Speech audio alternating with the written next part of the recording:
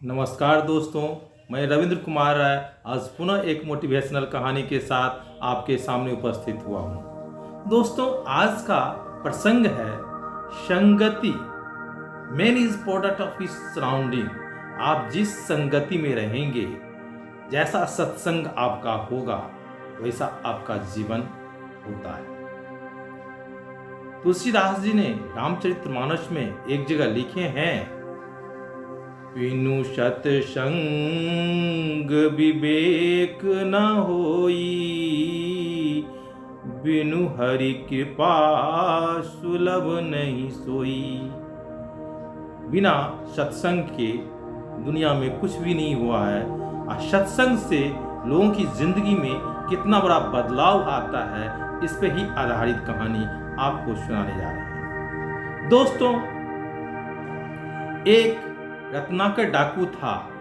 जब देवर्षि नारद का उनका सत्संग हो जाता है, रत्नाकर डाकू के जीवन में एक क्षण आता है। एक बार नारद जी उनके रास्ते से गुजर रहे हैं। रत्नाकर डाकू सबको मारता था और अपने परिवार का भरण पोषण करता था। रत्नाकर डाकू जब नारद को देखता है, कहता है रुको। नारद जी कहते हैं मैं तो रुक गया, तुम कब रुकोगे? ये सब कहा मैं तुम्हें मारूंगा। कहा ठीक है, ये जो तुम पाप करते हो, सबको मारते हो, ये बताओ ये तेरे पाप का भागीदार कोई है? हाँ, ये तो मेरा घर परिवार चलता है, इसी से मैं सबको खिलाता और पिलाता हूँ। कहा कभी पूछा है? कहा नहीं। कहा घर से पूछ के आ जाओ कि तुम जो इतना पाप करते हो, लोगों को मारते हो, इसका प्रायश्चित कोई भोगेगा? रत्नाकर डाकू सोच में पड़ जाता है। कहा ठीक, मैं जाता हूँ, लेकिन आप भाग जाएंगे तो? कहा नहीं, मैं कहीं नहीं भागूंगा। नारद को एक पेड़ में बांध करके जाता है और घर में अपनी पत्नी, अपने बच्चे, अपने माँ बाप सबसे पूछता है, मैं जो इतने लोगों की हत्या करता हूँ, इतने लोगों को मारता हूँ, उस पाप को आप भी भागीदार होंगे या नहीं? सबने कहा मुझे क्या मतलब आपका? कर्म फल तो अपने को भोगना पड़ता है, जैसा कर्म करोगे वैसा भोगोगे। मैं मारोगे तुम, भोगोगे तुम, हमें क्या? हमें तो खाना पीना है। उसकी आंखें खुल जाती है रत्नाकर का, और उसी समय आता है नारद जी को रस्सी खोलता है, पेट से बांधे हुए चरणों में गिर जाता है, और वहां से उसका हृदय परिवर्तन होकर के वो रत्नाकर डाकू वाल्मीकि बन जाता है। दोस्तों, ये चीज दोस्तों एक क्षण आता है उंगलीमाल डाकू के जीवन में। उंगलीमाल डाकू का संकल्प था मैं 1000 उंगली काट करके अपने गर्दन में माला पहनूं। 999 लोगों की उंगली को काट करके वह पहन चुका था, 1000वां पहुंचने वाला था। तथागत बुद्ध रास्ता से जा रहे थे तो उनकी उंगलीमाल की माता बोलती हैं, तथागत आप उस पहाड़ी की ओर मत जाएं, मेरा बेटा वहां है, आज उसका अंतिम दिन है, आज वो एक उंगली आज किसी का काटेगा और उसका संकल्प पूरा होगा। हो सकता है अगर किसी का पूरा नहीं हुआ तो मेरा उंगली काट लेगा। इसलिए तथागत आपने कहा, तथागत ने जब ऐसी बात है तो मैं तो जरूर जाऊंगा। तथागत बुद्ध उस रास्ते पर चल जाते हैं, पहाड़ी के पास जाते हैं। उंगलीवाल सोचता है अरे आज तो मेरा संकल्प पूरा होना ही है, बिना बुलाए हुए मेहमान आ चुके हैं। और तथागत से कहता है रुक जाओ। तथागत कहा वही बात है, निर्भय होकर के तथागत खड़े रहते हैं और कहते हैं तुम्हें उंगली काटना है, काट सकते हो, लेकिन एक बात बताओ उंगलीमाल, तुम इस पेड़ की टहनी है, इसे तुम काट सकते हो? कहा एकदम काट सकते हैं। और तलवार निकाला और टहनी काट कर कहा देख लीजिए, काट दिया। तथागत तुरंत बोलता है इसको जोड़ के देखो। कहा ये कैसे जुड़ेगा?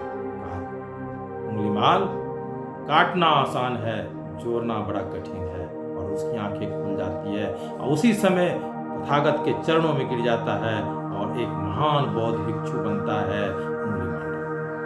दोस्तों, एक क्षण आता है आपको राम के और लक्ष्मण के जीवन में जहाँ विश्वामित्र आते हैं और उन्हें अति बला और बला की शिक्षा दे करके उन्हें भगवान बनाते हैं। एक क्षण आता है सत्संग का हनुमान की जिंदगी में, किष्किंधा में जाकर भगवान राम उनसे दोस्ती करती, उनसे सत्संग होता है, उनकी संगति होती है और वह हनुमान भगवान बन जाते हैं।